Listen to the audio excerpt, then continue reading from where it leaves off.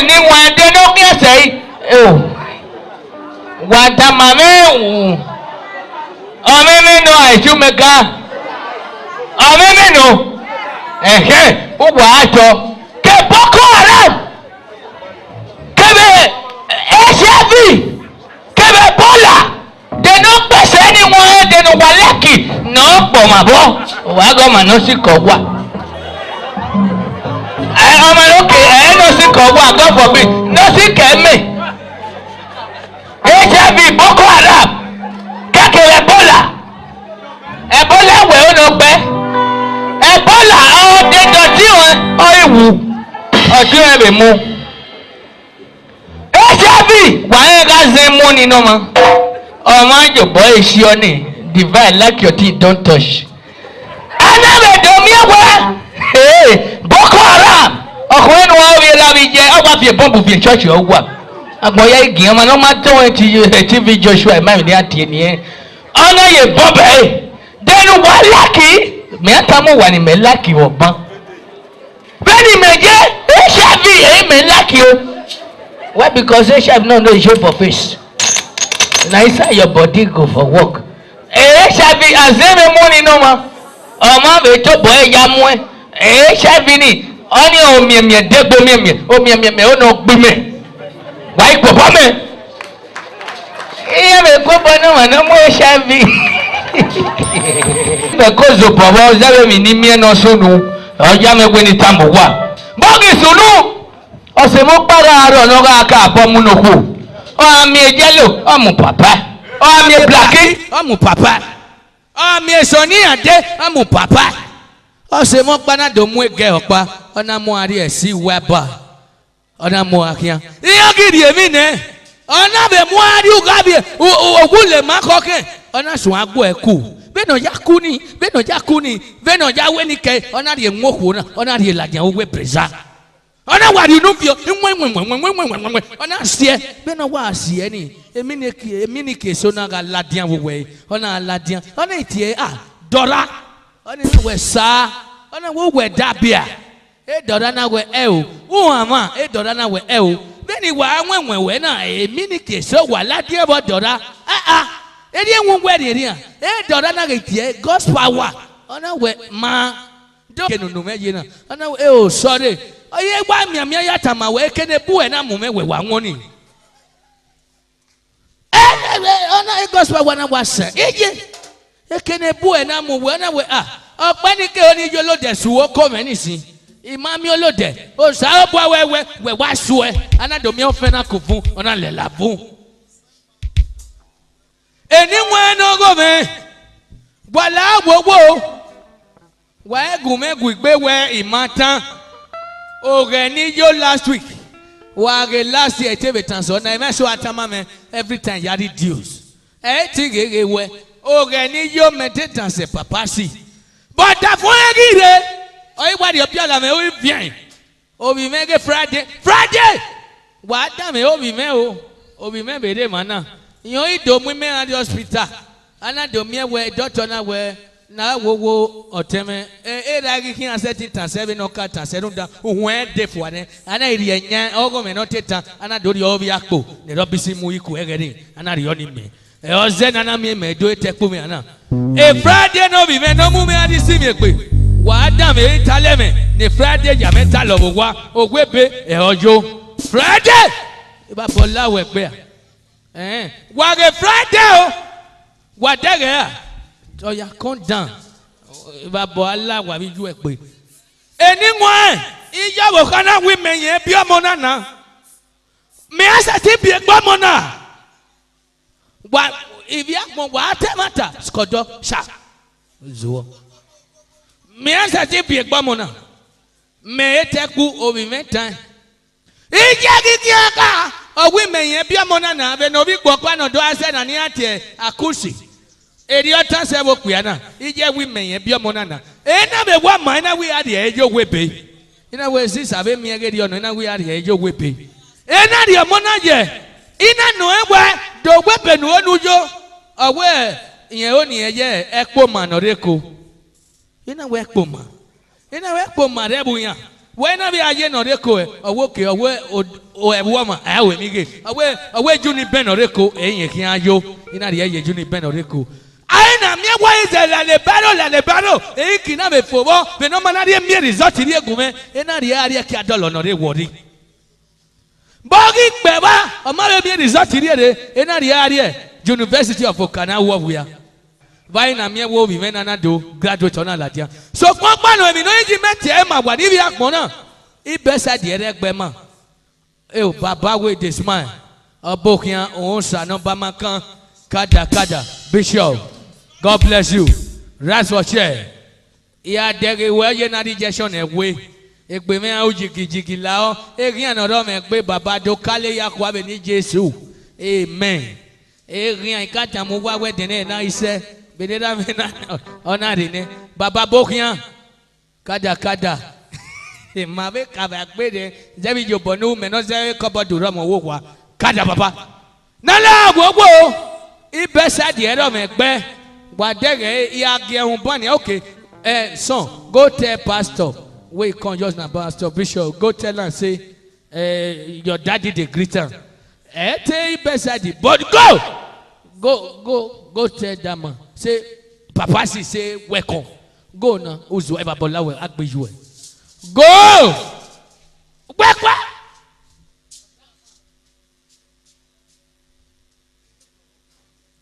Wadege mi no ma bie me no ma na obie me ina mwe kalopi na ya wisdom ebe go ge mi ni wisdom ji o iju ibabo ki ala e pe we ise ba wo ba tope la pastor ugma pe o wo ba tope ohun we ni ya dejo baba oya lidan say baba oba tope uzua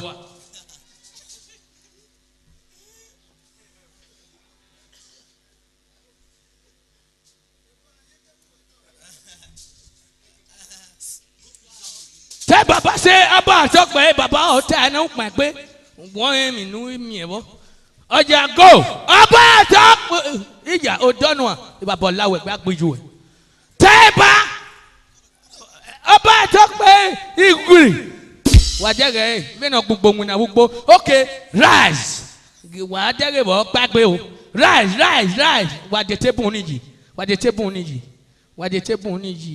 de mi no ma wo ma oh yeah, come like a gentle arm robber. Oh yeah. Wade. Wade mi no ma wi e bia meni ba bole.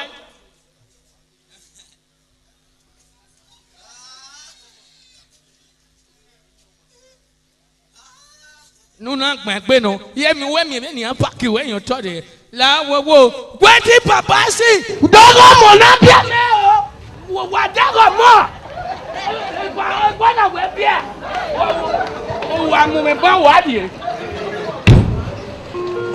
Okay. Come stage, come this side.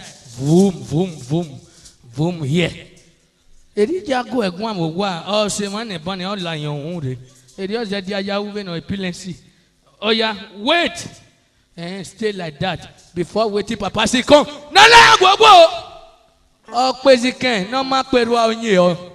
No nyoga bi egbe ni kegun are na de na yen no ge wetin papa see papa be down for God ekenu ri ye ni baba ugi esu egbe be de na ni han no do ya gba se bo pe dama dogo bo ki han wetin papa see papa be down for God and back to you thank you beni menera mo na ye is there one experience wa mi o baba.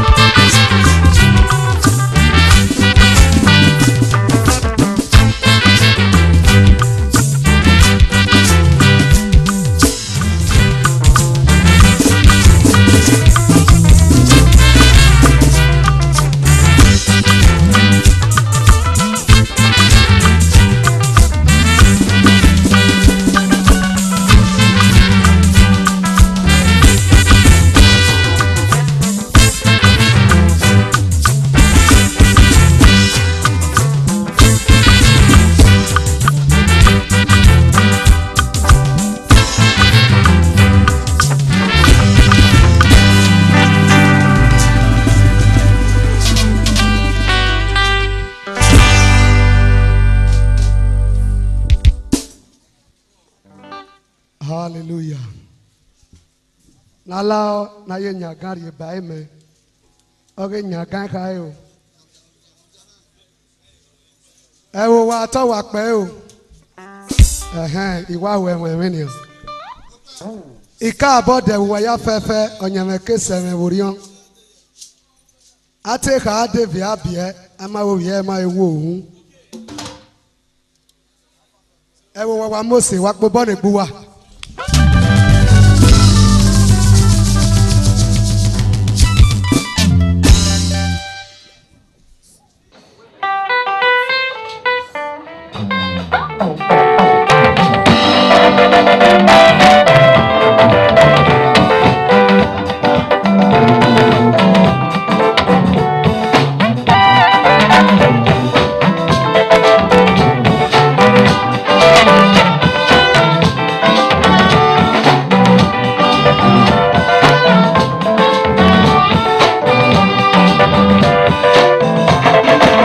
Everyone.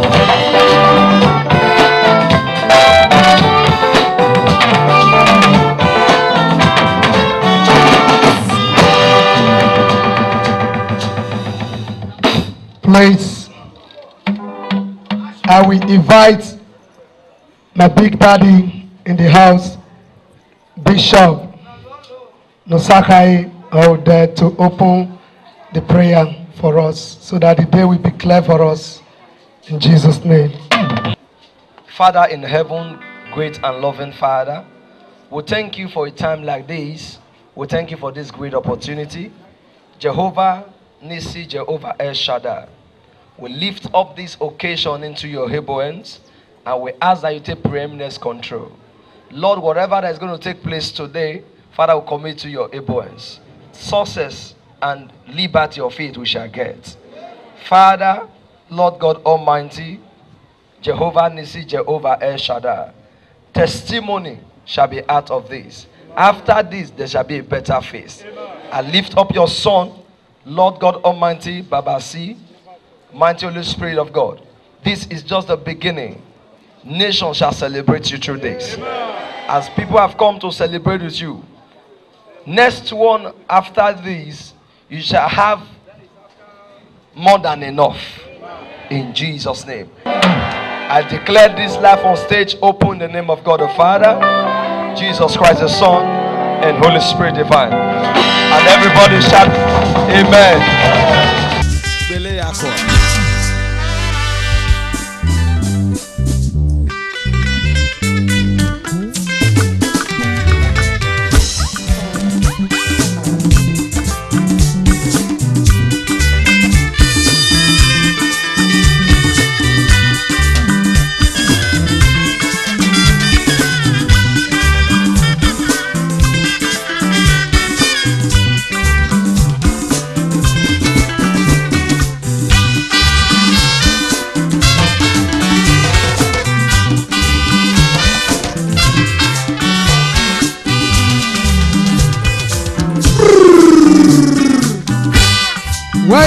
Welcome, ladies and gentlemen.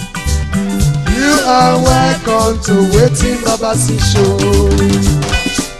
Nane kwa toki, chai. Welcome, ladies and gentlemen. You are welcome to Waiting Babasi Show.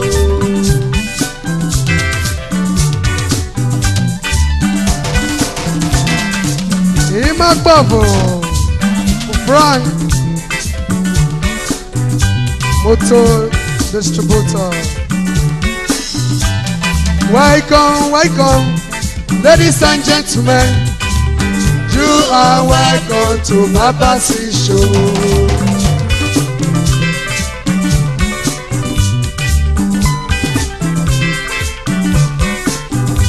I dey come. I know they make nyaga, I know they find trouble, I know they find wahala. Now music I they play, music is my talent. Brother, enjoy yourself, oh, nobody knows tomorrow. Show for my melody, power ground. I dey go, I dey come. I know they make yaga. I know they find trouble. I know they find wahala. Now music I dey play. Music is my talent. First I enjoy yourself, oh. Nobody knows tomorrow.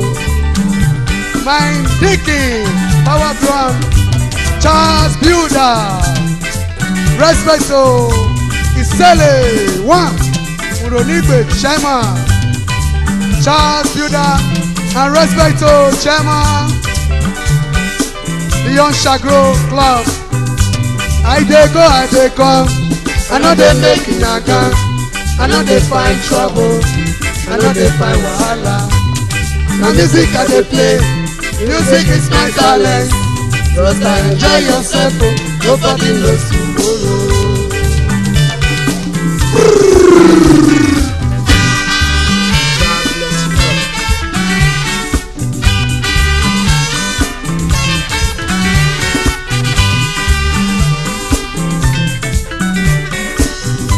Ẹ bá mi kí àwọn ẹ̀gbọ́n mi, ó ṣe mo dúpẹ́ o, bàbá àgbà mi ò ṣe o, Bishop of Maita ò ṣe, ó ṣe mo dúpẹ́ bàbá mi, ó sì rọ̀ mi ò ṣe o.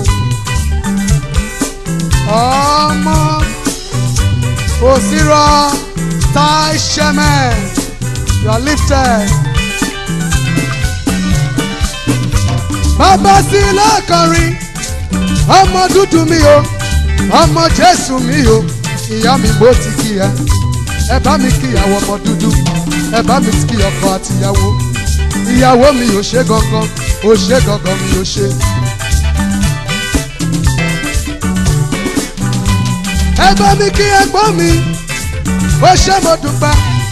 Á dà fún ẹ wọ́n mọ̀ my community. Bush Inspector Jeme Amas. Congratulations to your marriage yesterday. We did it successfully with the power of God. Thank you, Lord Jesus. Faro 1. By Lord Shemen. Bàbá tútù mi, ó ṣe mo dúpẹ́ o. Àṣejèrè ní tirẹ̀ o. Àṣejèrè ní tirẹ̀. Àṣejèrè ní tirẹ̀ o. Àṣejèrè ní tirẹ̀. Àṣejèrè ní tirẹ̀ o. Àṣejèrè ní tirẹ̀. Àṣejèrè ní tèmi o. Àṣejèrè ní tèmi. Sáyẹn ọmọ. Àṣejèrè ní tirẹ̀. Àṣejèrè ní tèmi o. Àṣejèrè ní tèmi. Àṣejèrè ní tèmi o. Àṣejèrè ní tèmi. Àṣejèrè ní tèmi. Àṣejèrè ní tèmi.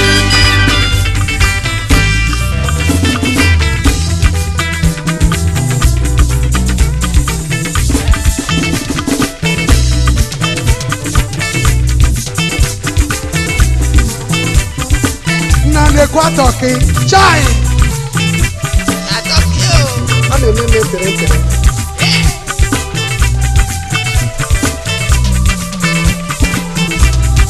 Kebuka, buka butakio, chai.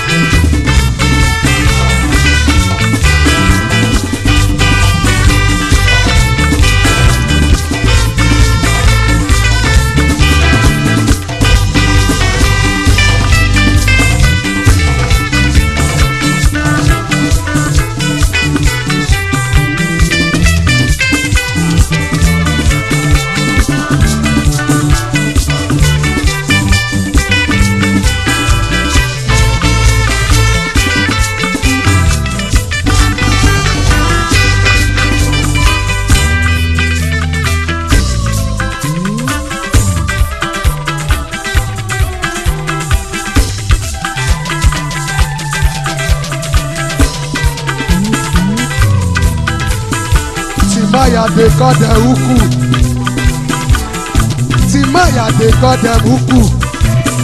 Owamagbe they call them Odudu. Me Babasi, liver for God. Me and they call them Tokyo.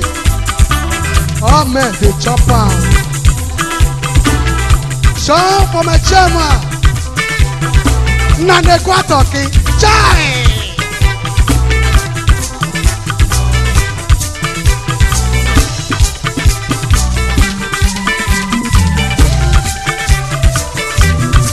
Okay, my one.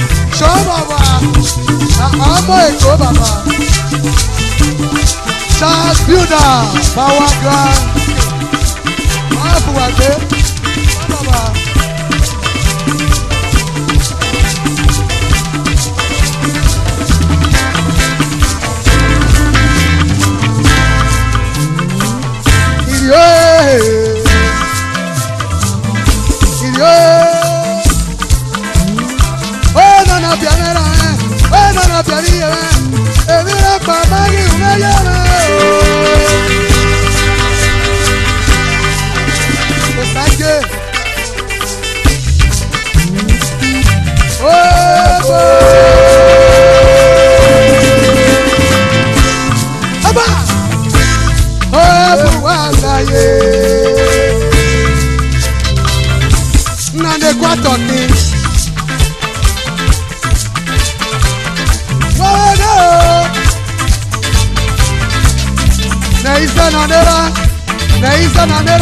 Generator, distributor, manager, Mokafo, Namayo, Neisa Nanera, generator, distributor, Namayo. Halfway to Ravenera. I'm a bishop who need you. Ayawa West of the Payment, Ayawa West of the Payment, Ayawa West of the Payment, Ayawa West of the Payment, Ayawa West of the Payment, Ayawa West of the Payment. Haba! All Power Grand Ministry.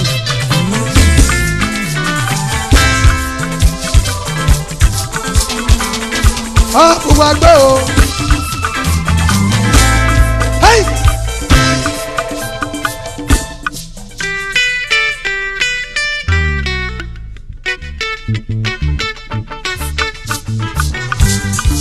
I give special thanks to the powerful man of God, Bishop Benson Osaka Ode, Power Ground Chapel, aka Beleya Kwawa.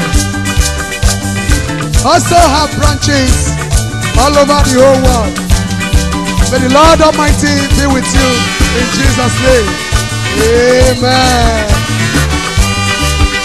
Yale Marie Kwame Kyo Sanu Dasmen. Baby on you know no yakome. Uwebe. Yase Kwabo Kame. Glory to God. Yase Kwebo Mibiane. Uwima Osupo. All Fuwagbo. All Power Ground Ministry. All Fuwagbo. Show Baba.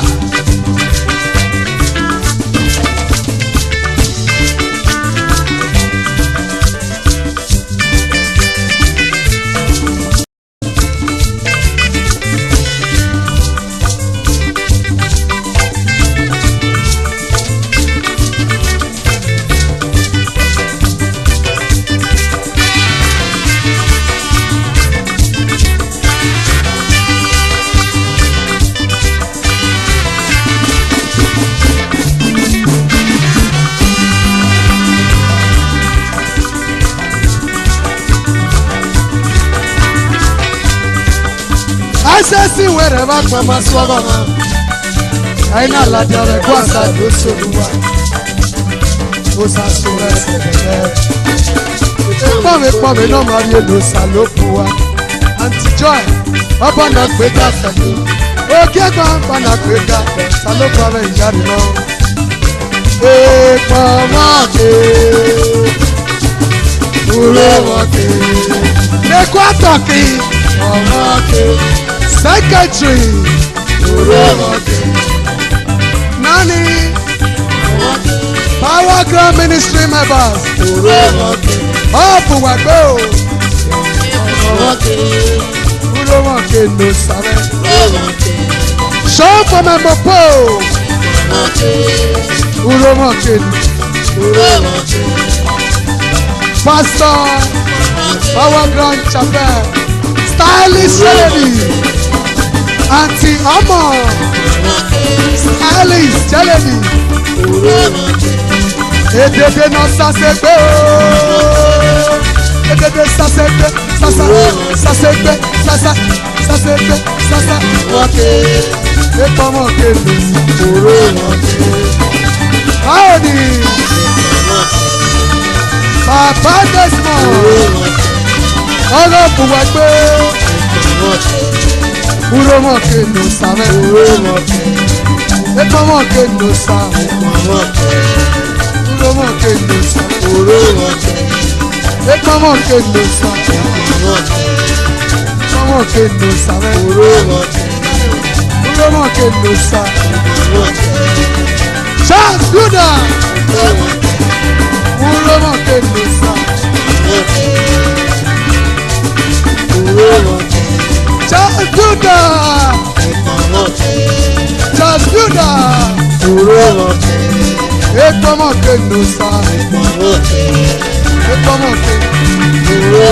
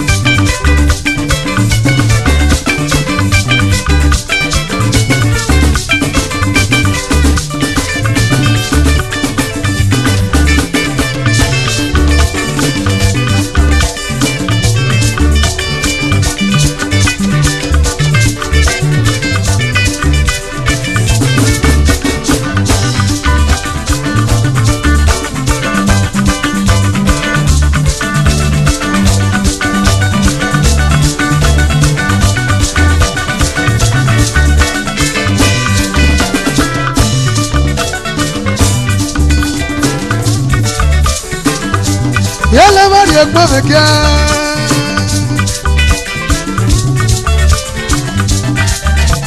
Ti enoki okwa. Era mebiera. Ena ipia ni onji na yene mo. Adele wono makiaboria. Iya saswa wa.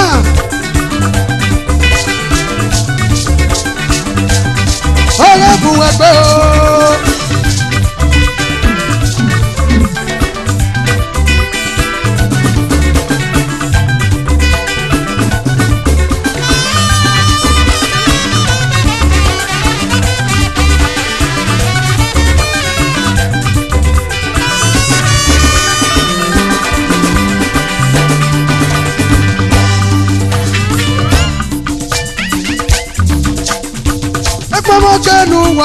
Romokenu wa ya. Romokenu wa. Romokenu wa ya. Romokenu wa ya. Uromurome. Akenu wa ya. Ekpome no. Akenu wa ya. Ekpome o. Ekpomokenu wa. Uromokenu wa. Esenu wa u. Osa wa se o. Nonce. Anti-peace, doctor.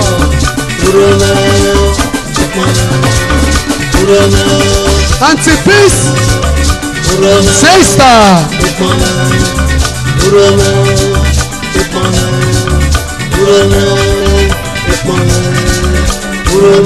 Mama Kenuwa, Mama Kenuwa.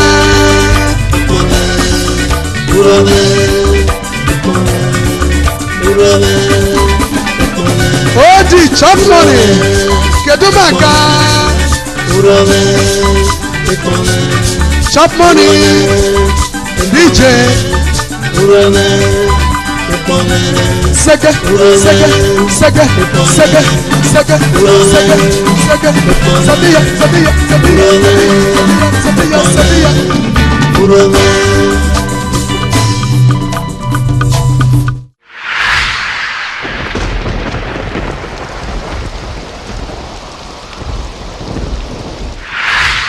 Power Grand Ministry and get it blow. Thank you very much. Oh, who gamena? Nimache Power Grand Ministry. Baba, me no see any la wo ijo bonu mebegani. Me paki wo wani ka je ni je na me sense bio. Oye no ni do ape me kekere. Ya we the church is one home. Baba, iye we be no so mo baba. O wa wa mo me wa ya gbe lale di won bi di yan si e. So ameme. Eyan yen we na no imu e ga ni me me na ade church. O sa obu agwa miss call.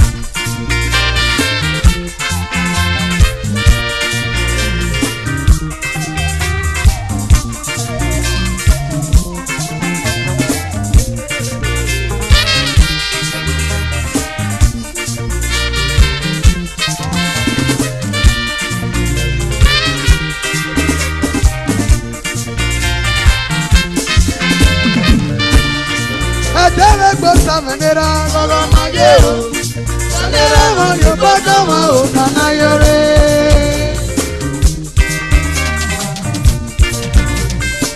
besha wara madia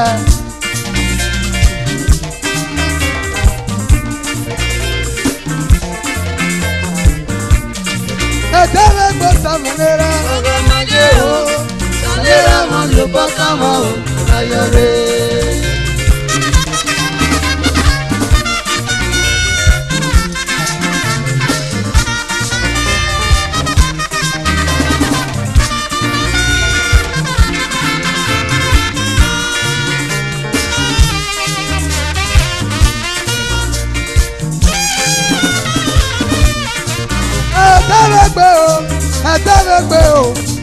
Adabegbo sanera re o.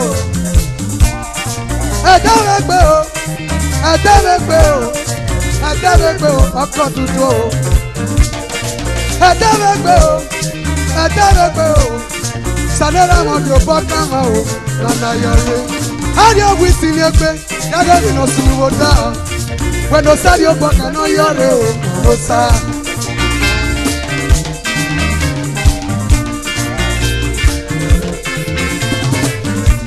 Adio wolagba, yaga mi no sunu woda. When no fuck no yore, osa.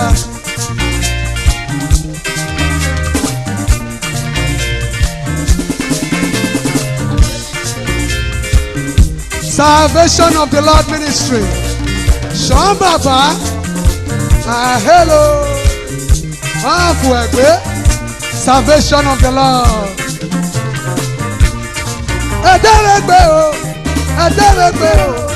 Adabegbo sanera me o. Laanu ga sumegia o. Kena pamuti ayi o pepepe. Ime ti o bome la po o. O sa ti me ni me ya yo. Ime ti o bome o. Sa bome ni ya yo. no saga hotel, no saga hotel. Bishop Besime who ese o. Ese nu me o, me ma mi o. Saloba mo kiansa wese o. Ese nu me o, era me nera o. Agakmo me o, tete mu. Iye seti for me ese nu me, iye seti for me o. Ese nu we o me je me o. Edere gbo sanera, ora ma ye o. Sanera mo yo bata ma o, na yere. Edere gbo sanera, ma ye o. Sanera mo yo bata ma o, na yere. Respect to Prince, no saka ode, oh bwebe. Show baba, oh talking I do. Bele ya kwa won. Goody, Power Grand Chapel.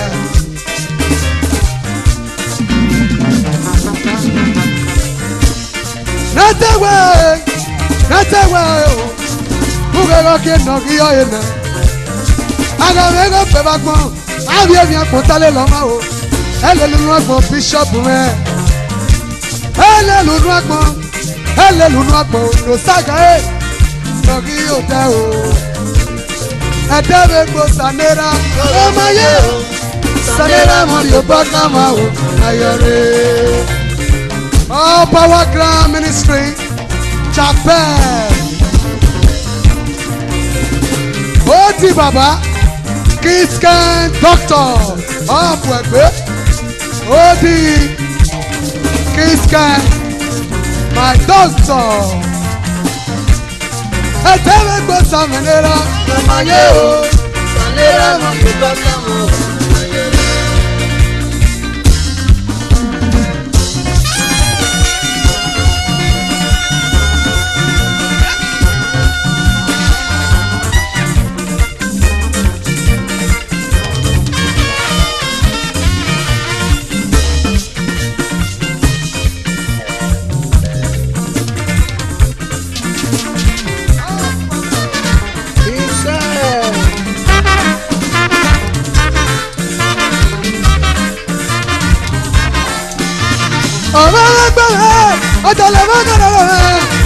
Ọ̀tọ̀lẹ̀wọ̀ náà ní mẹ́yà gàgà o.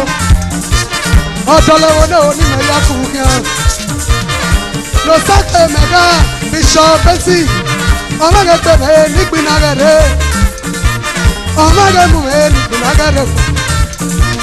Àgàgbọ́gẹ̀ wo sábọ̀ gà lùbí o. Àgàgbọ́gẹ̀ wo sábọ̀ gà lùbí.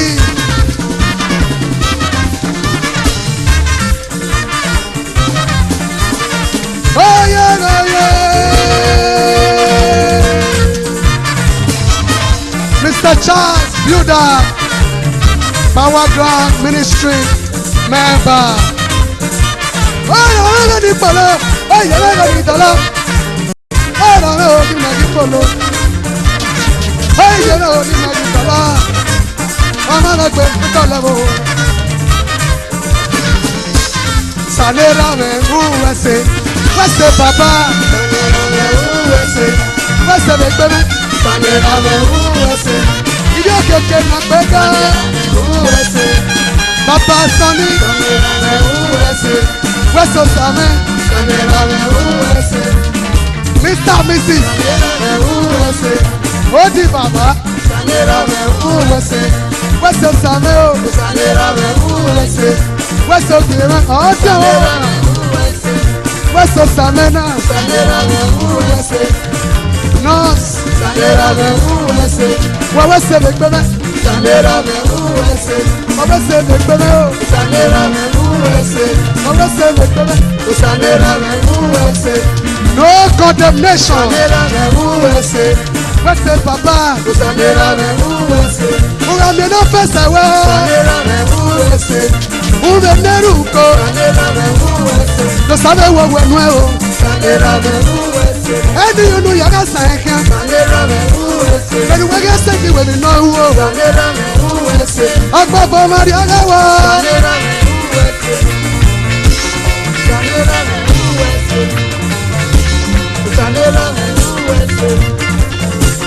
Sanera me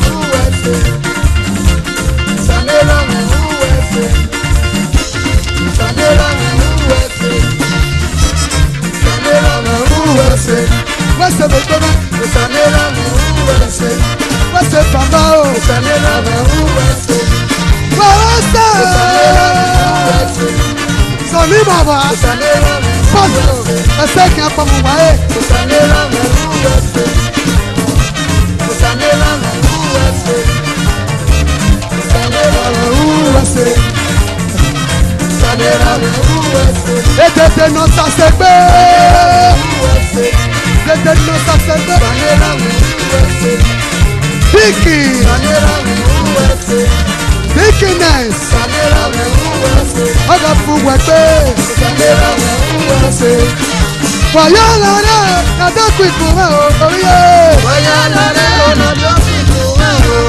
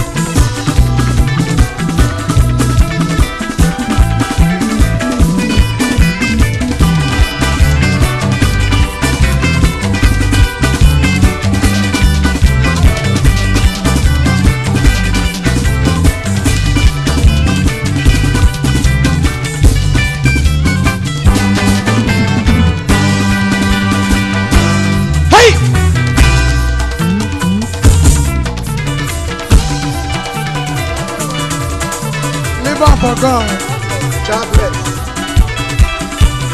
Pastor Imade, live up for God. Oh, Auntie Joy, Power Ground Ministry Giant. If I hear Holy Ghost fire. Ali Baba, happy birthday to you. And the don't come again, oh. Don't come again, oh. Emma.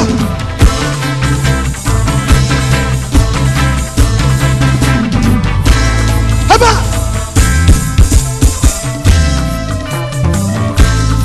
Ali Baba, Beleya Kwa. Happy birthday to you, Ali Baba.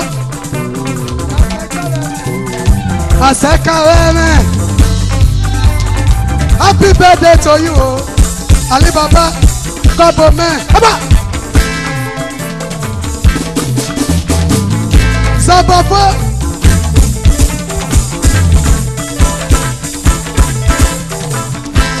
Aba. Bishop Bunera. Youngest bishop. Young bishop of the town. Bishop of my time. Ayo nugaroro. Ọmọ nẹbi máa jẹ. Ayo. Bele yakwa wọn. Bele yakwa dọkọ megeno. Dọkọ megeno. Bele bele.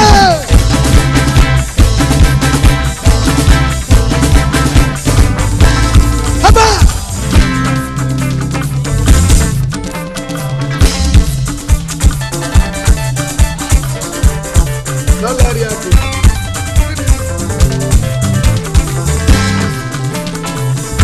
Mopo of Power Grand, Dicky, Jemai, Bele yakwa doko megeno Jemai, doko megeno, Bele yakwa.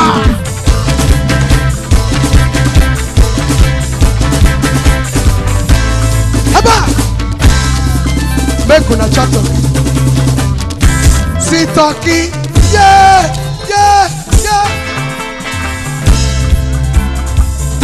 Big Ikebe na Turkey o. Big Ikebe na Turkey. Yeah. Timaya de ko iyo uku. Owo ma gbe de ko iyo dudu. Me papa still live on for God. Me dey talk dem Turkey o. Ome dey chop am. Ome dey chop am. Make una chop turkey, chop am, chop am. Chop turkey, chop am, chop am. Chop turkey, chop, chop, chop, chop turkey. Chop turkey, chop, chop, chop, chop. Nyoga kate. Chop turkey, chop, chop, chop am. Chop turkey. Haba! This na turkey. Yare, Power Grand Ministry. Bele yakwa doko megelo. Wetin Baba see?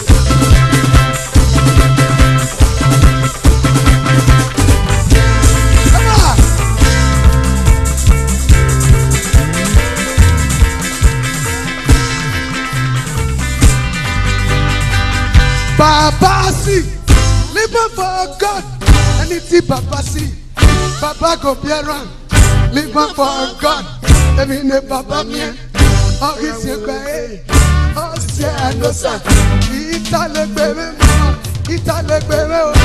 Baba see yo, Baba see yo, Baba, Baba see yo, Baba see yo, Baba, Baba see yo, Baba, Baba see yo, Baba, Baba see yo, Baba, Baba see yo, Baba, Baba see yo, Baba, Baba see yo, Baba see yo, Baba see yo, Baba, Baba see yo, Baba see yo.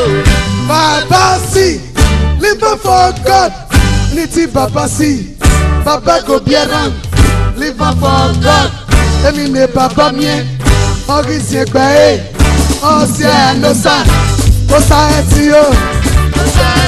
Baba o Baba see yo. Baba see yo. Baba see yo. Baba see yo. Baba see yo. Amen o se. Ayo Baba see yo.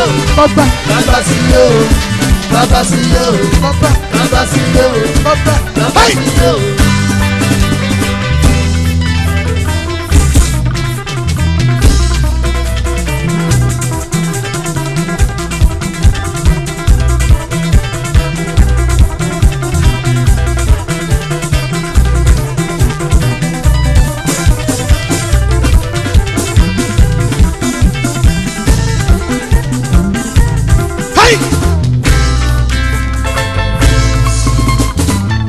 So what Jesus dey do oh? So what Jesus dey do? Aba, butter my bread, sugar my tea. So what Bishop dey do? Butter my bread, the sugar my tea. Na so what Bishop dey do? So what Bishop dey do oh? So what Bishop dey do? Butter my bread. Sugar my tea, so what Bishop dey do. Aye sholoko, make a sholoko. Aye sholoko, make a sholoko. aye sholoko, make a sholoko. aye sholoko, Sugar dudu, aye sholoko, sugar weka. aye sholoko, Sugar dudu, aye sholoko, sugar weka. aye sholoko, Make a sholoko, aye sholoko, make a sholoko. aye sholoko, Make a sholoko, aye sholoko, make a sholoko. aye sholoko, Make a sholoko. aye sholoko. She kulubal. Ṣé o? Aba.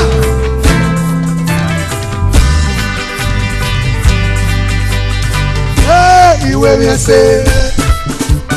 Ọmọ o. Ìwé mi ẹsẹ̀. Ìwé mi ẹsẹ̀ máa gbé o. Ìwé mi ẹsẹ̀. Wàyẹ̀ náà ìwé mi ẹsẹ̀ o. Ìwé mi ẹsẹ̀. Ẹsẹ̀ rẹ̀ Ìwé mi ẹsẹ̀. máa fi DJ Clark. Ìwé mi ẹsẹ̀ náà o. Ìwé mi ẹsẹ̀. Ìwé mi ẹsẹ̀ náà o. Ìwé mi ẹsẹ̀. Wàyẹ̀ náà ìwé mi ẹsẹ̀ o. Ìwé mi ẹsẹ̀. Wàyẹ̀ náà ìwé mi ẹsẹ̀ o. Ìwé mi ẹsẹ̀. Ìwé mi ẹsẹ̀ máa gbé o. Ìwé mi ẹsẹ̀. Ìwé mi ẹsẹ̀ máa gbé o. Ìwé mi ẹsẹ̀.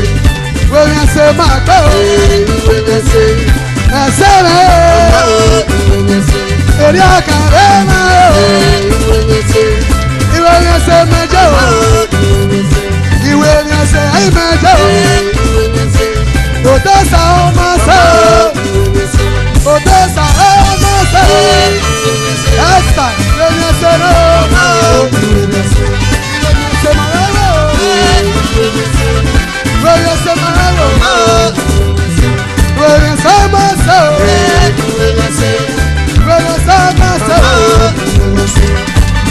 ọmọ ọmọ. Stylist Yeledi. Modebelo. Modebelo ẹ o. Ẹ̀bùn mi sí náà yàgò. Modebelo ẹ o. Chairman Golden Crown. Vice Chairman. Golden Club ẹ o. Golden God o. Ìwé rẹ̀ sẹ́mọ́sẹ́ o. Ẹ̀bùn mi sí náà yàgò. Modebelo ẹ o. Chairman Golden Club o. Ìwé rẹ̀ sẹ́mọ́sẹ́ o. Alimako Chairman. Osase náà mọ́ o. Adanegbe. Efe náà mọ́ o. Wèmí sọ́mọ́sẹ́ o. Wèmí sọ́mọ́sẹ́ o. Ada Okekele.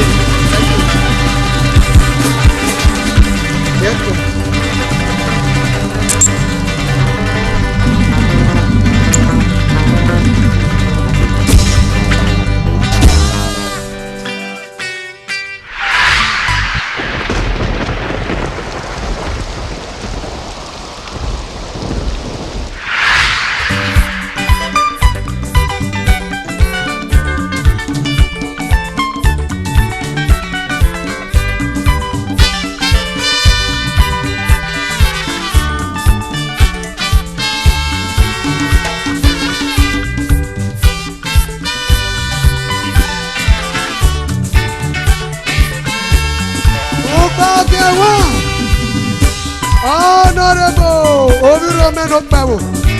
Àgbàgbé. Ó gbà bí ẹwà.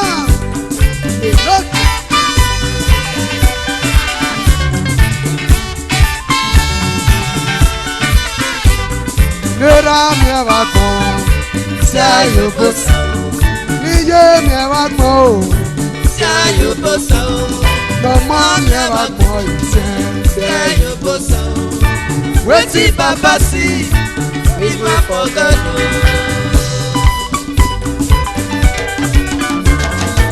Àbùwàgbé o.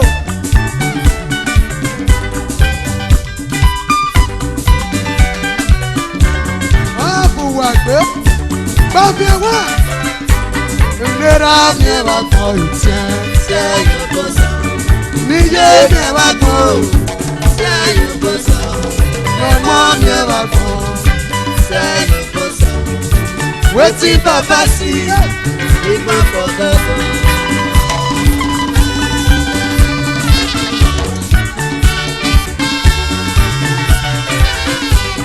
Bàbá wa náà gbọ̀rọ̀. Ṣé ayò bó sọ? Ràtí mọ́tò náà gbọ̀rọ̀ fún wa. Ṣé ayò bó sọ?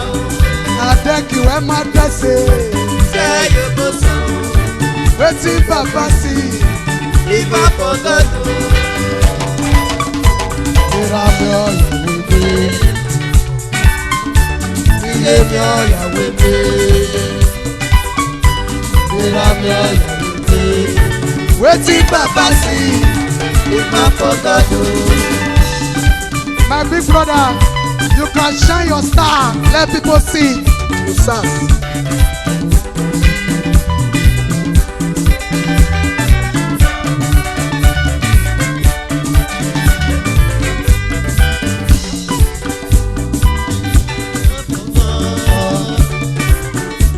Make you live on for God. Make you live on for God.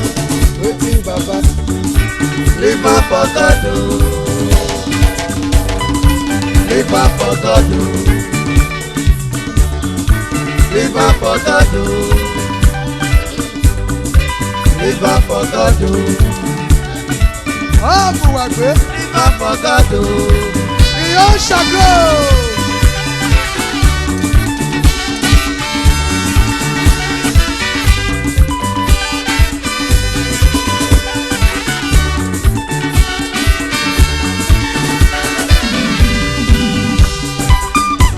Ìra mi ọ̀yà wíwé. Níjẹ́ mi ọ̀yọ́ gbé. Ìlera mi ọ̀yọ́ gbé. Wetin Papa see, If I forgot to.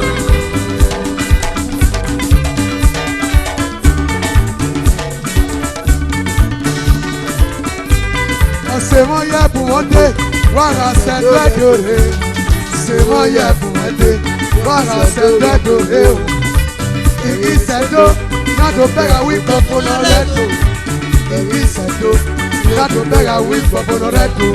Pọ̀pọ̀ rófera, pọ̀pọ̀ èrò fi ṣe, pọ̀pọ̀ èrò sì nà kájà. Pọ̀pọ̀ èrò mà sí mi náà o. Ọ̀sẹ̀ mi ké, pọ̀pọ̀ èrò sì nà dó. Ìlera mi ẹ̀ wá gbọ́. Say you boss out. Níjẹ́ mi ẹ̀ wá gbọ́ ìtẹ́. Say you boss out. Twins brothers, ọ̀sẹ̀ mi ké. Say you boss out. Superstar. Say you boss out. Say you boss out. Make you live on for God. Make you live on for God. Ọ̀sẹ̀ mi ké. Make you live on for God. Superstar. Live on for God. Oh. Live on for God. Oh. Live on for God. Oh. Live on for God. Oh. Live on for God. Oh. Respect o. Payday production. 3 hours. Payday production. Video production. Ìpọ́n wọn kéènù ẹ́, ta ló gbọ́ mẹ́nu dá sí o. Kúrò mẹ́gàrí ẹnu ẹ́, ta ló gbọ́ mẹ́nu dá sí o. Ẹ̀dùn onírè náà, ìkéde mèrè náà ṣe ẹ̀ o. Ẹ̀wù náà tà màmẹ́, nígbà mi à ló tẹ̀wẹ́ o. Eléle ló tẹ̀wẹ́, iná mi má ma gbọ̀n ní ìgbàlọ́kẹ́ o. Ìlera mi ẹ̀ wá gbọ̀n, ṣé ayò bó sa o. Níjẹ́ mi ẹ̀ wá gbọ̀n, president. Say you boss out. Salvation of the Lord. Say you boss out. Níjẹ́ mi ẹ̀ wá gbọ̀n ìtẹ́. Say you boss out. Wetin Papa see. Live on for God. Oh.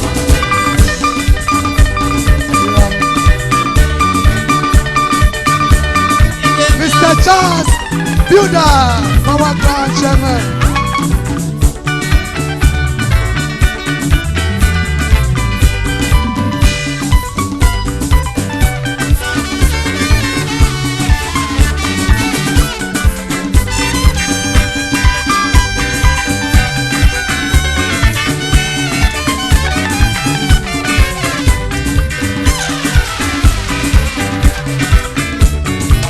Iyọmọ superstar ọpẹgàn.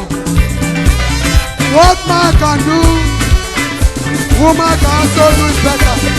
Yẹ́rọ mi ẹ̀ wá gbọ́n. Say you boss out. Níyẹ́ mi ẹ̀ wá gbọ́n o. Say you boss out. Èmọ́ mi ẹ̀ wá gbọ́n. Say you boss out. Wetin Papa see. Live on for God. Oh.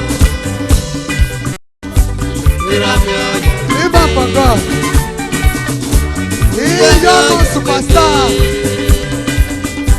Live on for God.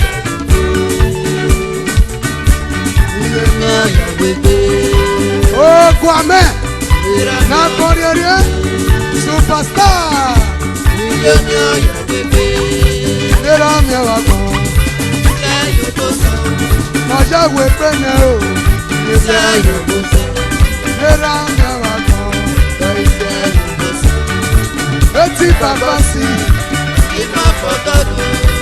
Oh, Make you live on for God. who breathes? Make you live on for Who God. breathes? Make you live on for God. Ọ̀pọ̀ ọ̀pọ̀ Live on for God. Oh. bàbá bàbá ròyìn. Live on for God. Oh. Emmanuel Live on for God. Oh. ìṣẹ̀lẹ̀ fans onígbè Live chairman. on for God. Oh. Ṣọ́bàbà Live on for God. Oh. ẹ̀kọ́ àpọ̀n bàbá ròyìn. Where you say you boss out. Where you say you boss out. Ẹ̀kọ́ àpọ̀n bàbá ròyìn. You say you go sound. Utabi ọmọ gbọ́nẹ̀ ni Where ẹ. you say you go sound. Ọ̀rọ̀ ẹ̀gùn wẹ́díà. Where you say you go sound. Máa lo ẹ̀. Where you say you go sound. Ẹ̀rọ ọ̀gẹ̀rọ̀ ọ̀gbọ̀n. Say you go sound. Ṣọ́pọ̀ iye. Ẹ̀bá. Say you go sound.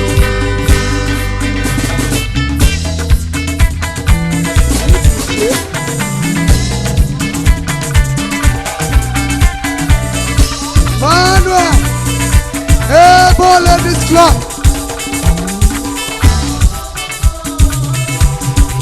Ebo Ladies Club.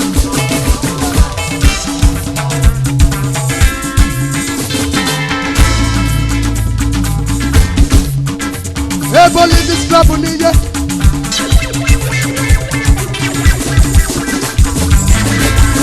Hey! Shine! Nane kwa talking. Ije power níye. Ukpo mara pàdé. Ukpo sawe aje. Limako chama. Alimako chama. Alimako chama. Alimako chama. Alimako chama. Alimako chama. Aba. Superstar dance. Oh, fún wa gbé o. Ẹ̀kọ́ ẹ̀fọn bá rọrọ yìí. Small but mighty. Ògàbò náà sábòdàn. Káàbọ̀ wẹ́wẹ́ ni wíwà yá tó. Káàbọ̀ wẹ́wẹ́ ni wíwà yá tó. Àbà. Ìyá mọ́mọ́ o. Ìyá mọ́mọ́ rẹ̀ gbé swaga. Ìyá mọ́mọ́ rẹ̀ gbé swaga. Wà gbé swaga. Ìyá mọ́mọ́ wà gbé swaga. Ìyá mọ́mọ́ wà gbé swaga. Ìyá mọ́mọ́ wà gbé swaga. Ìyá mọ́mọ́ wà gbé swaga. Ìyá mọ́mọ́ wà gbé swaga. Ìyá mọ́mọ́ wà gbé swaga. Ìyá mọ́mọ́ wà gbé swaga. Ìyá mọ́mọ́ wà gbé swaga. Ìyá mọ́mọ́ wà gbé swaga. Ìyá mọ́mọ́ wà gbé swaga. Ìyá mọ́mọ́ ayi. Gbẹlẹ ya kuwa o. Gbẹlẹ ya kuwa. Power Grand Ministry. Osabo wuwado. Yari no. Osabo wuwayado. Aba. Gbẹlẹ ya kuwa. Isele wuwado. Ero sasu wado. Jari no. No saga ode.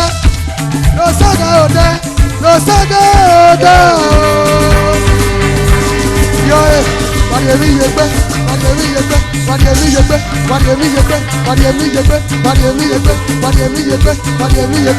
No saga ode o. Ọba. Osabo. Agbẹ́ka chairman. Osabo. Agbẹ́ka bank chairman. Mavisi wado.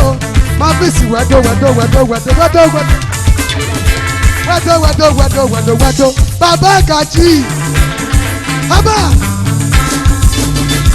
Wage Gaji o. Gaji. Gaji o. Gaji baba.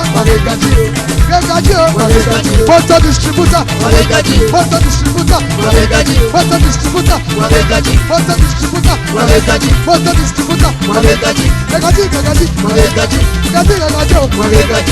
Aba. Gaji náírà rẹ̀ o. Wàásù wá. Látò pẹ́ fún mẹ́ o. Ọlọ́run mi ló.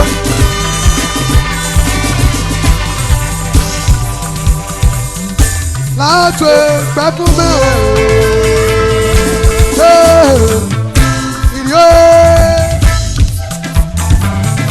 Ìrì o. Ó nana bìàmí rà mẹ́.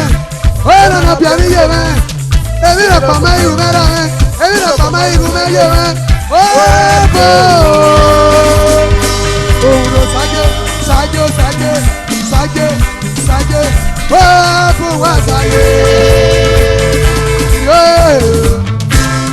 Aba.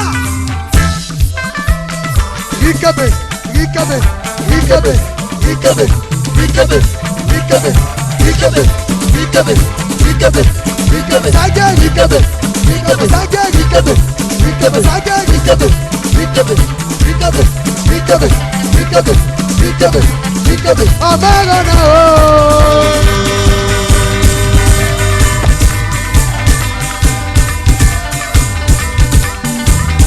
Amagana o. Hey! Oseme o. Oseme. Adegbera mama mama. Adegbise mama wa. Ayi ari opera. Don't better my mama o. Abi ari opise. Opise mana mama o. Asi ano sa. Aba. Papiswa. Ayi na be do mi ewe. Ise no bi ọmọ na iwe apopo ma o. Ba ki ma ko e. Asi ano sa. Papiswa. Ke papiswa. Ke papiswa. Ke papiswa. Ke papiswa. Ke papiswa. Ke papiswa. Ke papiswa. Aba. O sanke ni mo se me. Electrical engineer. As electrical. O sanke no bi e wo mama. O bi ọmọ ekwi. O bi ọmọ ekwi. O bi ọmọ ekwi o. O sanke. O bi e wo mama no.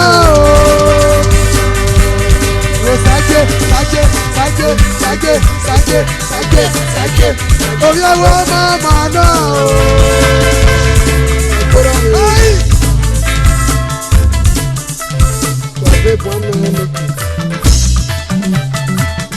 Uno mani mo se ve. Uno mani mo se ve o. Uno mani mo se ve. Amanya kon. Awe ni wuwa do o. Ama mo gba pari akon. Uno mani mo se ve o. Wa dogu uno ma o. Obi awon mama lo gba o mena. Ẹ̀wọ̀n màmá ló gbà wò rẹ̀, ọ̀nà máa o. Ẹ̀wọ̀n náà kí o ta gbà bá. Ẹ̀wọ̀n náà kí o ta gbà bá.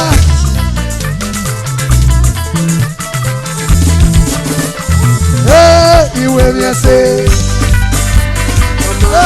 Ìwé yẹn ṣe. Ìwé mi ẹ̀ ṣe.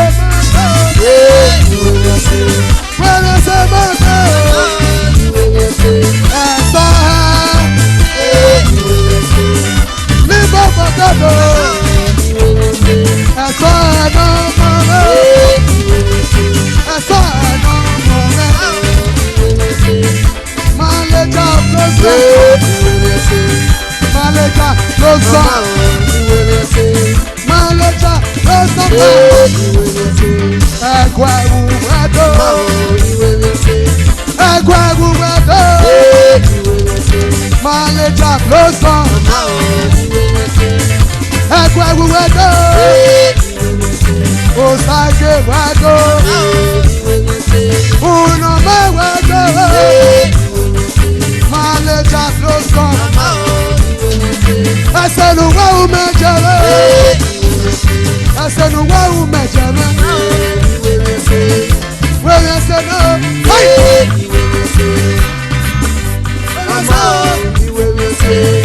Wẹ́wù ẹsẹ̀ náà. Òsàgé electrical man.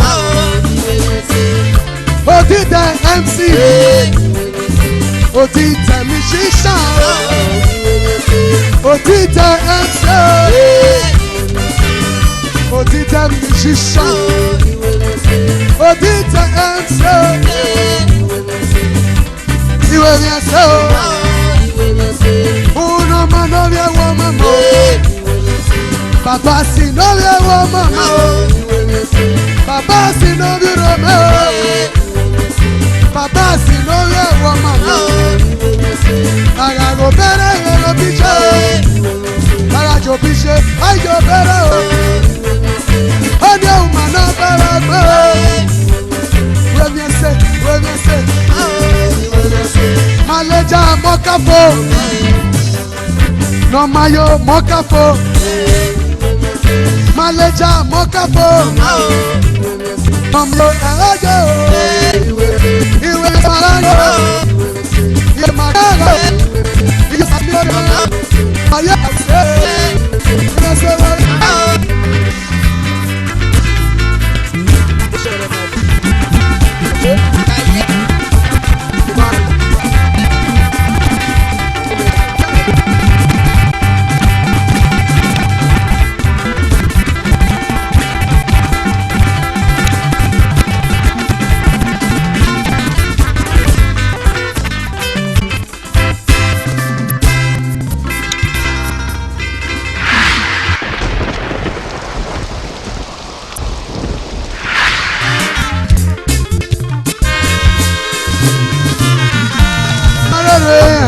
imarere oto safu megbeye imarere imarere oto safu megbeye imarere imarere oto saimi afaye imarere imarere oto saimi afaye.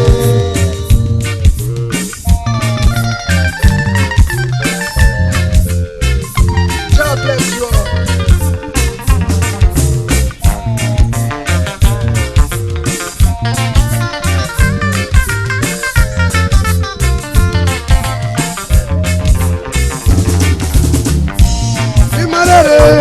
Imarere, oto safu megbeye. Imarere, oto safu megbeye. Imarere, oto safu megbeye. Imarere, oto safu megbeye. Igalorie komeje, igamutiaro meje, igatikwero meje o. Osanera ye mere, igalomie komeje, igatikwe komeje, igamutia uro meje, osanera uwese.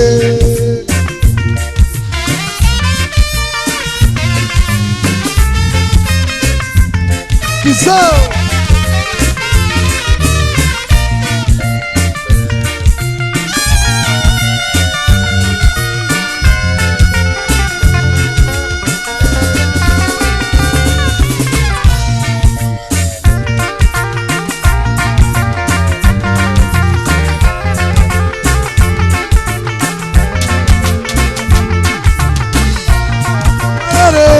Imarere, oto safu megbeye. Imarere, oto saimi afaye. Igalobia yemere, igatikwe yemere, igamutia yemere, osanera yemere. Igalobia meje, igatikwe uro meje, igalobia uro meje. Osanera uwese. Itage kenikede. Imao. Itage kenikede. Imao. Itage kenikede. Imao. Niwerete. Itage usanikase. Imao. Itego Janikae Imao Itage Fenika Fiete Imao Iwerete Itage Fenika Fiete Imao Itego Janikae Imao Itage Fenika Fiete Imao, niwegbe. Itego kwa madani kabia. Imao, itego kwa madani kajo. Imao, itego feni kafiete. Imao, niwegbe. Memao, niwegbe. Hello, memao, niwegbe. Itage feli kapie, awoka. Imao, itage feli kapie. Memao, itage shani kae.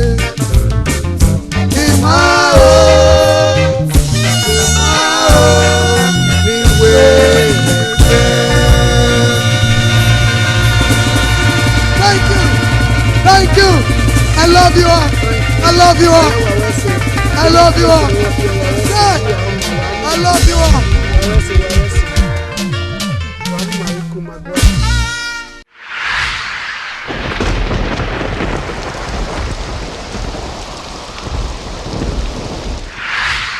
Thank you. Before we move, don't vex. This one at Jara. Now just use it and kill some people brain.